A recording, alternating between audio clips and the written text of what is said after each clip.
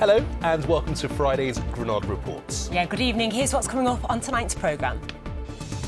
We start off the process with some anger, but by the end of the process, I think the best way is absolutely demoralised. The dad whose faith in the country's security and mental health services has been destroyed after a terrorist killed his son. Now, Gary wants to meet the Health Secretary to demand changes are made so that no more lives are needlessly lost. In the world's gambling capital of Macau, a man from Cheshire trying to defy the odds stacked against him to find a life-saving stem cell match. This is the best chance. It was always the best chance. This is the moment where I can genuinely, if I get it right, that's when I can say I did all I could. The daffodil that's blooming again in Liverpool. The iconic ferry back in business thanks to a star from Brookside. Beardsley again, it's opening up for him, is it? Yes, it is! Peter Beardsley! The long goodbye to the grand old lady, looking forward to the last Merseyside derby at Goodison Park.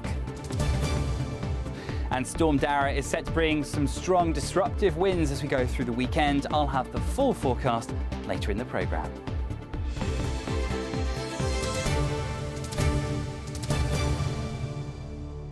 So a packed programme tonight. But first, the grieving dad who says he is absolutely demoralised because he feels the agencies which should protect us from harm simply aren't doing their job. Gary Furlong's son, James, was murdered with two friends in a terrorist attack in Reading in Berkshire 4 years ago. Since then, Gary has become convinced his son could have been saved had the security services done their job. Gary also feels the mental health problems James's killer had were also ignored.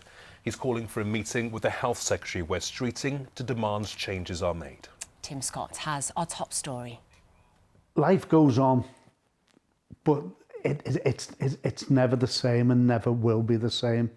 Gary Furlong lost his son James, who was murdered along with David Wales and Joe Ritchie Bennett in Reading in 2020. Their killer, Karai Sadala, stabbed the three friends as they were sat in a park. He received a whole life sentence. The coroner at their inquest found their deaths were avoidable after mistakes by counter-terrorism police who failed to assess the threat Sadala posed and mental health services who failed to provide continuity of care when Sadala had been in prison and in the community. There was only one psychologist for 1,500 prisoners and he was actually covering two prisons. We are putting people into prison with mental health care, but then our dangerous people we're not treating with mental health, we're then releasing back into society with no plan of action. When you heard about all of these failings, Gary, did it leave you feeling angry, upset? How did you feel? You start off the process with some anger, but by the end of the process, I think the best way is absolutely demoralised. And it was that realisation of that the agencies and the people we think that they're to protect us aren't. The coroner issued a prevention of future deaths report with measures he said each agency should take in the light of their failures in this case. Do you have faith that mental health services will change for the better? At present, without massive investment, I have no faith whatsoever.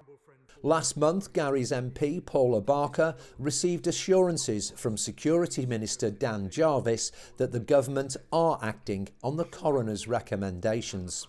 We will do everything within our power to stop this from happening again. We will, of course, be happy to meet the families to discuss changes made, and of course, I'd be happy to meet the Honourable Lady and her constituent to discuss this matter further. While Gary will meet counter-terrorism police in the new year, he's also demanding a meeting with Health Minister Wes Streeting to ensure mental health services will change their ways. I have to keep pushing this process in for James's legacy, James's memory, that I do something to change the future, that I do something to save people's lives. Tim Scott, ITV News, Liverpool. Well, we've asked the Department of Health and Social Care for a response to Gary Furlong's call for a meeting with the Secretary of State, and they are yet to get back to us.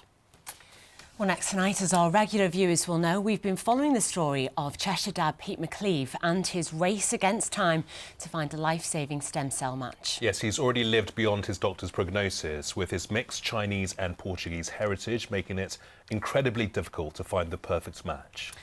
Well, he's now back in the home of his ancestors in Macau, where thousands of people have returned for a big reunion. He's hoping among them, potentially, the person who could save his life. Our correspondent Mark Barham is with him and sent us this special report. Well, this is the gambling capital of Asia, and that is actually a very appropriate analogy because Pete McCleave is essentially here to improve his odds of surviving. He has blood cancer. He was diagnosed with myeloma 7 years ago and told that he had just 7 years to live unless he could get a stem cell transplant. The problem is, because of his mixed heritage, his grandmother was from here in Macau. Finding that stem cell match has become very difficult. And that's actually why he's here, because this week Macanese diaspora from all over the world have descended on Macau for a big reunion. And it's these people with the same mixed heritage as Pete who could be that genetic twin that he's looking for. Now, we've been following Pete this week as he shares his story with all these different Macanese communities who've come from all over America, Canada, Australia, Portugal, the Philippines and Brazil. And he's been on the national news, TV, radio, newspapers, trying to spread that message about the lack of diversity on the donor register. And all of this is gearing up to tonight at the closing ceremony at the big Venetian Casino Hotel behind me, where Pete has got a slot to speak to these 1,400 people who have come for this reunion, to tell them his story, to try and get them to share with their family and friends, and hopefully encourage some of them to sign up onto that donor register in the hope that maybe one of them could be his life-saving match.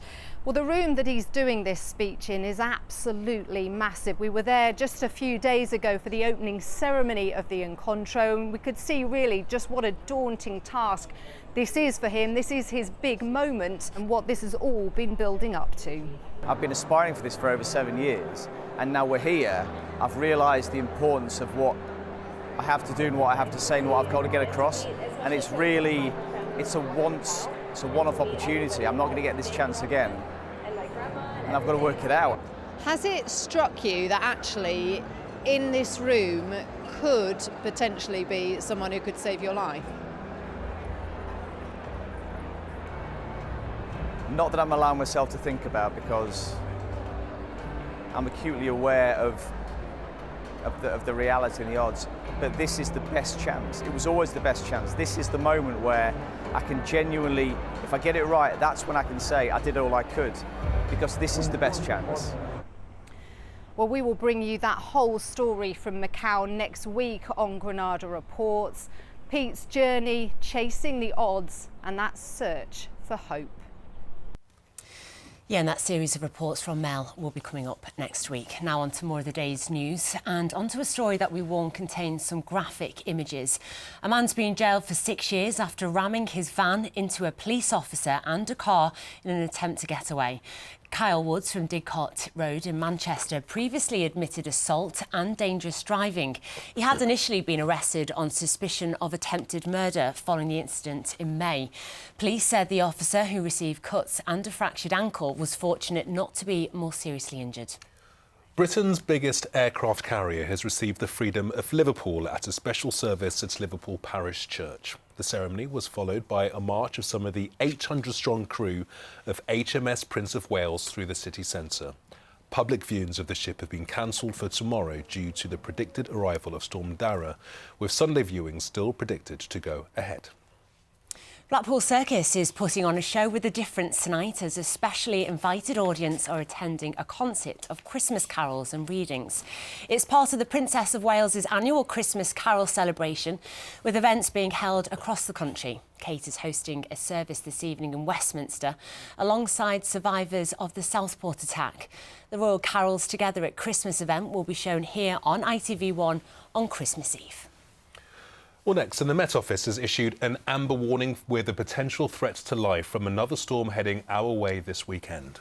Yeah, it's Storm Dara, and while the southwest and Wales are expected to bear the brunt of it, our region could also see winds of up to 80 miles an hour. Well, a short time ago, we spoke to meteorologist and ITV weather expert Chris Page, and we asked him what exactly the amber warning meant for us. So this deep area of low pressure, which has been named Storm Dara by the Met Office, is really a wind system. I think that's the big difference compared to all the other storms that we've seen so far this year. We're seeing an amber weather warning across the northwest of England, where we are likely to see some very strong winds. And I think the longevity of this storm system is really important too. The strongest winds look to be through Saturday morning, all the way through until Saturday afternoon. So let's take a quick look at the weather warnings. A large yellow weather warning covers the whole of the northwest of England, and that will be out from now all the way through until the early hours of Sunday morning. But embedded in there is this new amber weather warning for strong winds, and in this zone we're quite likely to expect gusts of 70 to near 80 miles an hour. So that will affect our coastal areas, across our high routes for the types of the Transpennines routes too.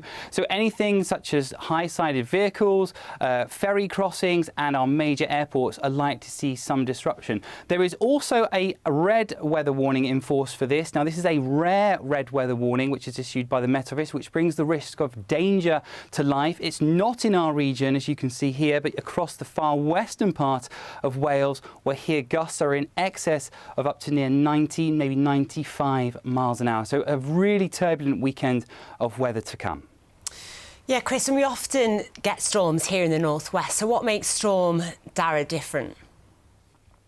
I think the difference, particularly with this named storm, is actually it's a wind event. So I've mentioned already that we've seen two named storms. Of course, we're on D at the moment, so three. Storm Ashley, which occurred, I think it was in October, only brought gusts of up to near 60 miles an hour. Then we saw Storm Barra through, I think, a few weeks later after that, and that particularly was a rainfall event. This will be the strongest wind system that we have seen so far this autumn. Again, gusts, like I said, will be in excess quite widely, 50 to 60 miles an hour inland. So expect some travel disruption, delays to flights and to the road networks, also delays on the ferries, but there'll also be the impacts from some flying debris as well. So it's one to definitely stay tuned to the forecast through the weekend.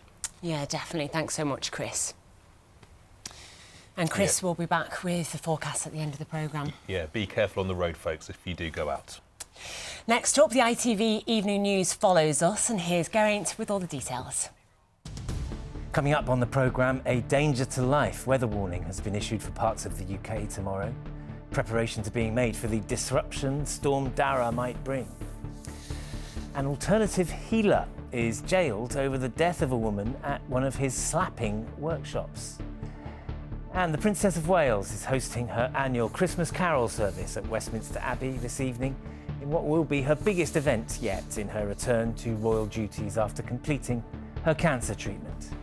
Join me for those stories and more at 6:30.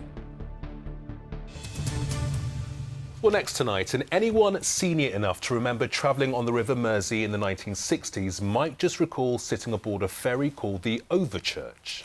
Well, long before our time. Well, mine anyway, because I'm younger than you, aren't And mine, but hey, a little bit younger, a little bit younger. The months make a difference. The Royal Daffodil, as she later became known, served for many years, but then she was decommissioned and sat rusting in the side dock. Well, we are delighted to say that she is back in business, and it's all thanks to one of the city's TV celebrities. Our correspondent, Anne O'Connor, has more. The winter sun has struggled out, and even the seagulls have come to greet the daffodil back. On board, she's being refitted for her rebirth. The ferry, formerly called the Overchurch, brought thousands up and down and across the Mersey after she was built in the late 1950s. But the Royal Daffodil, as she became known, fell into rack and ruin until she was bought 5 years ago by Brookside star Philip Olivier, with a plan to restore her, moving back up the Mersey, ready for a new life as a bar and restaurant at the city's Royal Albert Dock. So Phil, what's it like being here? The dream is now the reality. Yeah, it's like a dream come true, obviously. I think this is one of the best positions in, never mind the northwest, but the country, to have a body of water this close to the city centre. But yeah, I've been mentally preparing myself for this, and yeah, it's so nice to be here. We just want to get open. That's one of the things I like about the architecture and the plan that's gone forward in Liverpool. You've got the beautiful historic buildings right next to the modern buildings, and that's the exact same what we try to incorporate here. As you know by the glass balustrade, this was never here on the original, but we've tried to keep as much of the original features as possible and shoehorn them together, and we think it's come out pretty nice. There've been ferries on the Mersey for more than 800 years. This one has a special place in the history of both sides of the river. It was built in 1958-59 at Camberlaird, the last one to be constructed there, the only one of all welded construction. So it was a bit of a star of the fleet and is much adored by a lot of people with that maritime, connection or family history in the river. So, I think a Mersey ferry, really, everybody's been on one at some stage, with friends, with family, but grandparents, and it's a bit of a rite of passage, I think, as a Liverpudlian or as a Merseyside person. So as that Jerry and the Pacemakers song says, "This land's the place I love, and here I'll stay." Anne O'Connor, ITV News, Liverpool. We were just saying, weren't we, Philip Oliver hasn't aged a day. How long has it been since Brookie was on? What is his secret? Let's get some tips off him. We're going to stay in Liverpool, and time for sport now. And we're going to dry our eyes a little bit because it's the last ever Merseyside derby at Goodison Park. What a moment, Mike. Yeah, what a moment indeed. Yeah, it's not just a big moment this for Evertonians, but for the whole city of Liverpool, isn't it? Assuming Everton and Liverpool aren't thrown together in the FA Cup, tomorrow's Merseyside derby will be the last ever staged at Goodison Park. The Blues are off to a new stadium, of course, next season, so they are desperate to sign off in style. Chris Hall has been chatting with some of those bracing themselves for an emotional occasion at an iconic arena.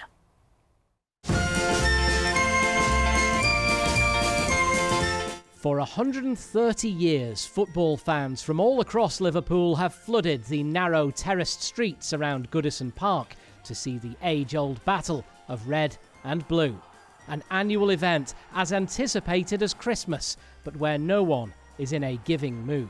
Yeah, I remember Peter Reid saying to me, forget the ball for the first 20 minutes, just look after yourself. So basically we're saying you'll hardly see any of the ball, it'll be that frantic, but there'll be tackles flying in left, right and centre, so just look after yourself. I think the first touch I got were off Steve McMahon's 6 studs after about 10 minutes of a Merseyside derby. So Graham, in your day, Everton and Liverpool players would squeeze up side by side up Yeah, this is the moment. That's when there's the last part when we were nice to each other. Yeah. And when we got on the pitch, we did all sorts. But what was it like coming up here on Derby Day? It's an unbelievable feeling. I've always said to people, if I could replicate it ever again, there'd be 2 things in my life that I'd love: to score a goal, the feeling you get when you score a goal here at Goodison Park, and coming out to Z Cars on Derby Day. Have a word with Sean Dyche. He might put you in the team last time. Just put me on the bench for 5 minutes. I reckon I've got 5 minutes in me. Arne Slot's first Merseyside derby is the 245th instalment of this epic rivalry. Overall, Liverpool have the edge, but not at Goodison Park, where the derby tally is tied at 41 wins apiece with 1 game to go. It's for the people, it's for the crowd. Well, if we can win, it's for them, it's not for me. You know, the depth of what it means to the people there, and I certainly experienced that with one last year at home, obviously. People let me know what that meant to them, and it was a great feeling, so we want that feeling again. I think it's going to be special for everyone, for all the fans that are involved, for the players that are involved, and as well for the managers. To be part of this game is already special, then to be part of the last one on Goodison Park makes it probably even more special. But yeah, it's only a nice experience if the result goes your way. Is there something structurally about Goodison Park which makes this such a unique place to be on a derby day? It's so close to the pitch, it's so intense, the atmosphere is febrile from the moment the ball is kicked, and you feel part of the action at Goodison Park. You really feel as though you're helping your team. We won the first ever derby game here 3-0. We won the first ever Premier League derby game here 2-1. So that's a record we're hoping to continue this coming weekend. Peter Beardsley, great chance. That's the killer goal. Within this most fierce of rivalries, there is also a kinship. strengthened by the Hillsborough disaster, where Everton fan Stephen lost his Liverpool-supporting brother, Mike. The first derby after the Hillsborough disaster, I stood in the red end because I wanted to represent my brother that day, and I had my blue and white scarf on. There was no animosity. People were chatting to you, patting you on the back. I could see the show of support from Everton fans. There was banners, placards, applause. This wonderful place has got so much of that history of community spirit, and it'll be very, very sad to see it go. There will be many poignant moments along Everton's long goodbye to Goodison Park, but few will live as long in the memory as when the Red Men made their last visit to the grand old lady. Chris Hall, ITV News, Goodison Park. It is going to be quite the occasion, isn't it? Well, elsewhere this weekend, Manchester City will attempt to record back-to-back victories for the first time in 6 weeks. They head to Crystal Palace tomorrow, hoping to build on their midweek win against Nottingham Forest. And it's Forest who provide the next test for new Manchester United manager Ruben Amorim. His unbeaten start came to an end at Arsenal on Wednesday. We have to understand our supporters. Just in 2 weeks, in 4 matches, you can understand that they just want to see effort. In the first moment, they just want to see effort. Then they want to win games. And after a while, with effort in winning games, they will want to see a very dominant team. And then this is the phases that we have to follow. This one is the easy one, is that effort. In the Women's Super League this weekend, it's Manchester United against Liverpool, while the region's highest-placed team, Manchester City, are hoping to bounce back from their first defeat of the season. A loss at Chelsea means they are now 5 points adrift of top spot, heading into Sunday's home match with Leicester. City have this week rewarded 2 of their academy stars with their first professional contracts. Lily Murphy and Cody Thomas have both broken into the first team this season, and Cody admits her debut was a pinch-me moment. Starting in the Champions League fixture against Poland. When I was walking out the tunnel, I was so nervous, and I thought the nerves were going to get the better of me. But once I touched the ball, I was fine, and then I couldn't stop smiling when I was playing. I kept catching myself just taking it in and looking round. Finally getting onto the pitch, presenting the club at a senior level is great.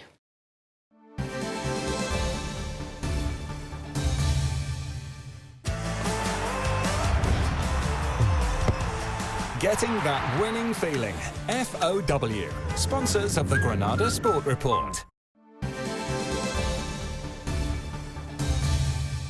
And finally, to bitter disappointment for cycling legend Dame Sarah Storey, the 19-time Paralympic gold medalist, has been forced to pull out of ITV's new series of Dancing on Ice. She's broken her ankle in a fall during rehearsal. She's had surgery and is now recovering at home. Such a shame, but of course the most important thing now is that she makes a speedy recovery. It's dangerous on that ice, isn't it? Oh, absolutely. Get well soon, Sarah.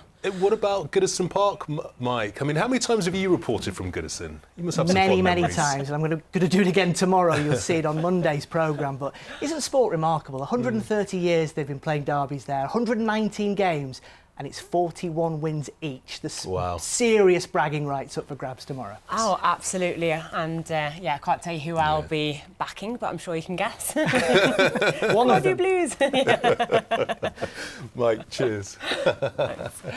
Well, next, and this weekend, one of the biggest shows on the box comes to the end of another storming season. It certainly does. ITV's I'm a Celebrity hasn't disappointed as Camp May's carried out a menu of tasks which I absolutely would not do. From bush tucker trials to dining out on creepy crawlies over the last 3 weeks. Delicious. Yeah, and there are 3 hopefuls from the North West in Sunday's final, so could one of them be crowned king or queen of the jungle? Joshua Stokes takes a look at their chances. It's the show everybody's talking about, with 3 of the finalists coming from right here in the Northwest. So could this year's king or queen of the jungle come from our patch? First up, arguably the show's biggest star, Liverpool's Colleen Rooney. Colleen, how are you doing? I'm okay, I'm just focusing. Already getting up close and personal with jungle life. I've got one in my ear. OK, we'll get the medic in.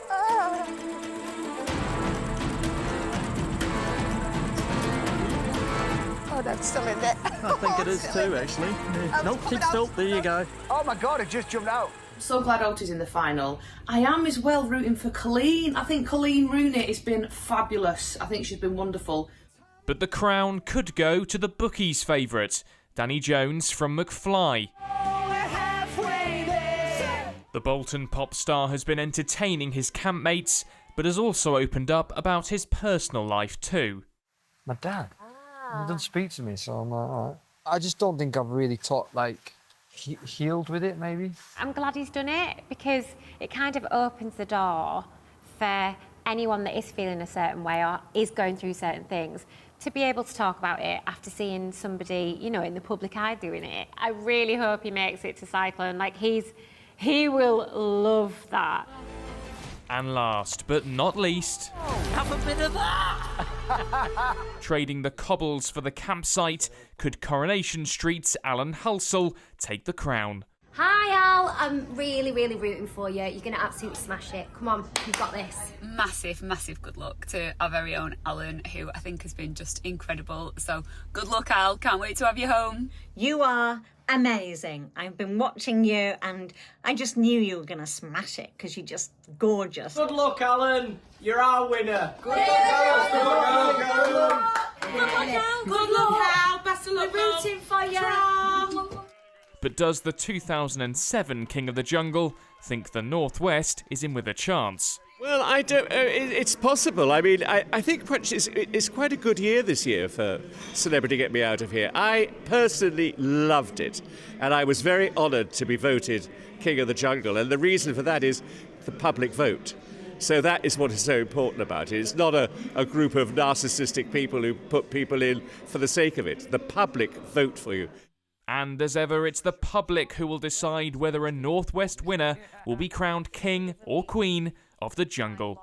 I'm a Celeb continues tonight from 9 with the final on Sunday. You're still in shock. We think Colleen deserves to win just from having that cockroach crawling out of her ear. What a moment. What a moment. Oh, gosh. Here's Chris, who's back with the forecast. Why do I need a shower? I've been out in the rain. The faster you go, the sooner you'll be out. You'll save water too. United Utilities sponsors ITV Granada weather.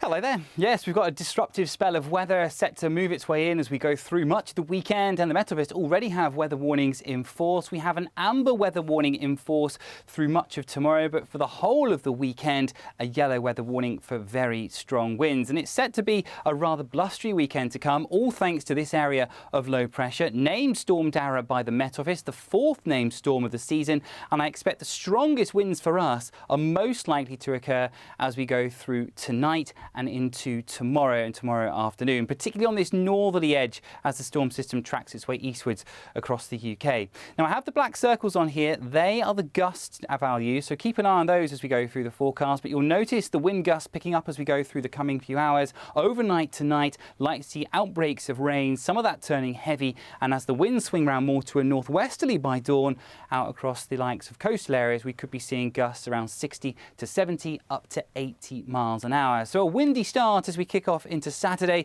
wet with lashing amounts of rainfall. That rain will continue its story eastwards and journey eastwards as we go through the day, and the winds strengthening for a time too. We're likely to see some travel disruption from this storm system, trees down, power outages too, and that will continue as we go through Saturday afternoon and into Sunday. Top temperatures up to around 8 or 9 degrees Celsius. And then as we leave Saturday and go into Sunday, Storm Dara continues to track its way south and eastwards, the winds eventually fading away as we go towards the second half of the weekend. And for next week, it looks a lot quieter. Take care. United Utilities sponsors ITV Granada weather. Goodness me, let's hope the Merseyside derby doesn't get cancelled. Yeah, we'll have a lovely weekend. We'll leave you with a live view of a very blustery Blackpool with a special tower light to show to mark the Royal Carol concerts being held around the country tonight. Have a fabulous weekend. We'll see you next week. Bye-bye. Bye-bye.